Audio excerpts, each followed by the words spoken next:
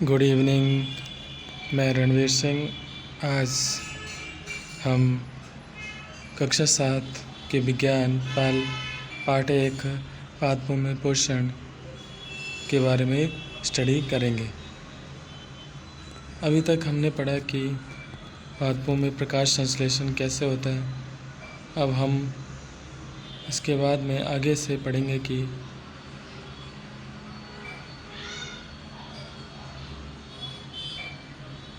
पादपों में पोषण की अन्य विधियां क्या होती हैं। ठीक है,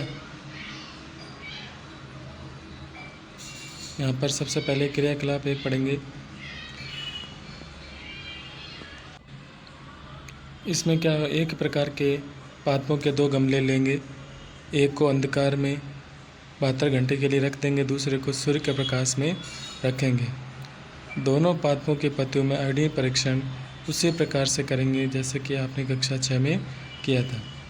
आयोडीन परीक्षण होता है वो स्टार्च का परीक्षण किया जाता है, क्योंकि जो पादप होते हैं वो प्रकाश संश्लेषण के द्वारा जो कार्बोहाइड्रेट का निर्माण करते हैं वो स्टार्च के रूप में संग्रहित कर लिया जाता है। आयोडीन स्टार्च का जो परीक्षण किया जाता है वो आयोडीन सॉल्यूशन के द्वारा किया जाता है, क्योंकि जो स्टार्च होता है वो आयोडीन टेस्ट करने पर उसका रंग नीला या काला हो जाता है। क्योंकि हमने जो गमला प्रकाश में रखा है वो प्रकाश संश्लेषण करेगा, जबकि जो अंधेरे में रखा है वो प्रकाश संश्लेषण नहीं करेगा। जब हम परीक्षण करेंगे तो अंधेरे में जो पत्थर रखा है, जो पौधा रखा है, उसके पत्तियों में स्टार्च का परीक्षण नहीं आएगा, जबकि जो प्रकाश में रखा है उसमें प्रकाश संश्लेषण के द्वारा जो स्टार्च बनेगा तो उसका परीक्षण करने पर स्टार्च का जो टेस्ट करने पर रंग है वो कैसा आ जाएगा, काला या नीला आ जाएगा। तो हम देखते हैं कि कुछ पत्तियां ऐसे होती हैं जिनका रंग हरा नहीं होता, लेकिन वो भी क्या करती हैं, प्रकाश संश्लेषण करती हैं। यहाँ पर देखो कि विभिन्न प्रकार की पत्तियों का रंग होती हैं। कुछ पत्तियां लाल रंग की होती हैं, कुछ नीले रंग की होती हैं, लेकिन उनमें भी प्रकाश संश्लेषण की क्रिया होती है।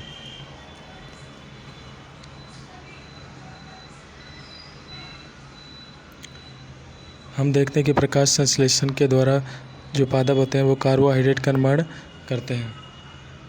जो कार्बोहाइड्रेट होता है वो कार्बन, हाइड्रोजन एवं ऑक्सीजन का बना होता है, जबकि प्रोटीन जो होता है उसमें नाइट्रोजन की उपस्थिति होती है। ये जो नाइट्रोजन होते हैं वो पादप मृदा से यानी मिट्टी से प्राप्त करते हैं। मृदा में कुछ ऐसे जीवाणु पाए जाते हैं, राइजोबियम, वो क्या करते हैं, वायुमंडलीय नाइट्रोजन को नाइट्रेट या नाइट्राइट में परिवर्तित करके उसको मृदा में घुलित अवस्था में रखते हैं। क्योंकि जो पादप होते हैं वो सीधे डायरेक्टली नाइट्रोजन को गैस के रूप में अवशोषित नहीं कर पाते हैं, वो मृदा से नाइट्रोजन को जल के द्वारा अवशोषित करते हैं।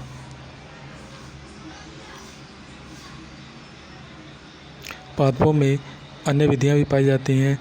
जो पोषण की अन्य विधियों में सबसे पहले आता है परपोषी।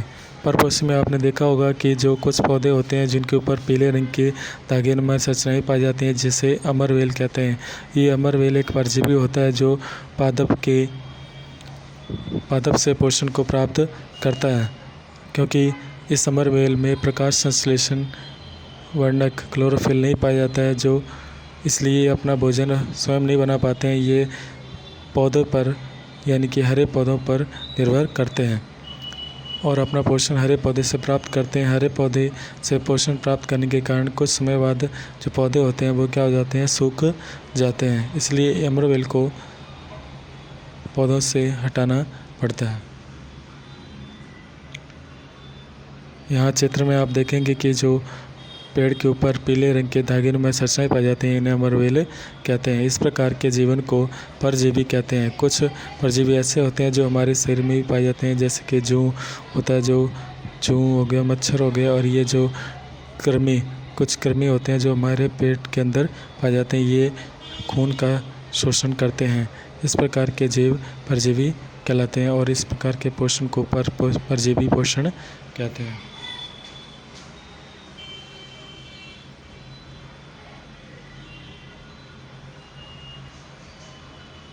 आपने देखा होगा कि कुछ पौधे ऐसे होते हैं जो कीट का भक्षण करते हैं। इस प्रकार के पौधों को कीटाहारी पौधे कहते हैं। ये उस जगह पाए जाते हैं जहाँ पर मिट्टी में नाइट्रोजन की कमी पाई जाती है। ये अपना नाइट्रोजन की आपूर्ति कीटों को खा करके करते हैं। इस प्रकार के पौधों में घट के समान यानी घड़े के समान कुछ संरचनाएं पाई जाती हैं। ये पत्ती का रूपांतरण होते हैं।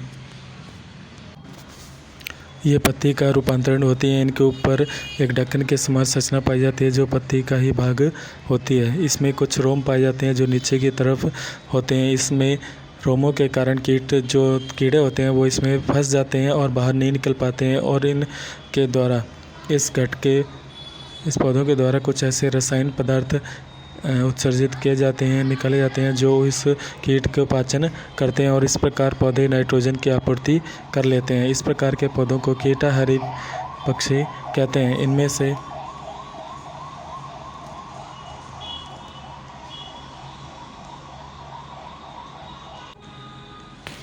घड़ों में कुछ उपस्थित पाचक रस पाए जाते हैं जो इस कीटों का पाचन कर देते हैं। इस प्रकार के कीटों का भक्षण करने वाले पादप को कीट भक्षी पादप कहते हैं। इनमें वीनस फ्लाई ट्रैप तथा सनड्यू कीट भक्षी पादपों के 2 उदाहरण हैं। मृत जीवी ऐसे जीवी होते हैं जो मृत तथा सड़े गले पदार्थों पर पाए जाते हैं। इनमें मशरूम एक उदाहरण है जो सड़ी गली पत्तियों पर तथा पेड़ पौधों के छाल पर पाए जाते हैं। ये इस प्रकार के जीव मृतजीवी कहलाते हैं जो मृत तथा सड़ी गली वस्तुओं पर पाए जाते हैं। इनमें मुख्य रूप से कवक पाए जाते हैं।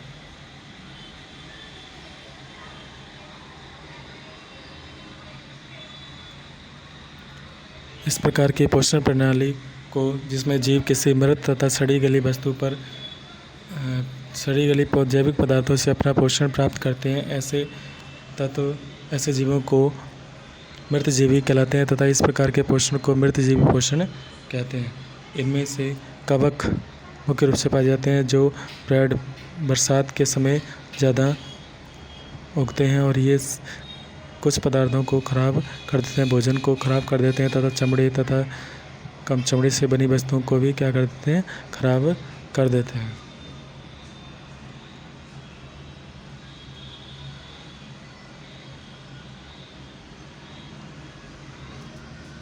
कुछ जीव ऐसे होते हैं जो एक दूसरे के साथ रहते हैं तथा दोनों को इसमें फ़ायदा होता है। इनमें से कुछ जीव होते हैं जो आवास प्रदान करते हैं तथा दूसरे उनको पोषण प्रदान करते हैं। इनमें से लाइकेन एक मुख्य रूप से जो कवक और शैवाल का उदाहरण है, दोनों का सहजीवी का उदाहरण है। इसमें कवक में क्लोरोफिल नहीं पाया जाता है, इसलिए अपना भोजन कवक नहीं बना पाता है, जबकि शैवाल भोजन बना पाता है। शैवाल कवक को रहने के लिए आश्रय देता है, आवास देता है, जबकि शैवाल जो होता है वो मतलब रहने के लिए कवक होते हैं वो शैवाल की जड़ों में पाए जाते हैं।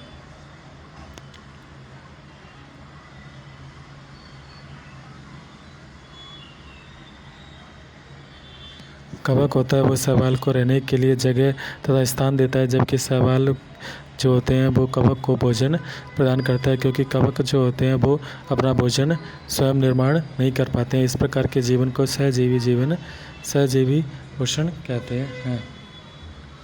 अब हम आगे नेक्स्ट वीडियो में पढ़ेंगे। तब तक के लिए जय हिंद।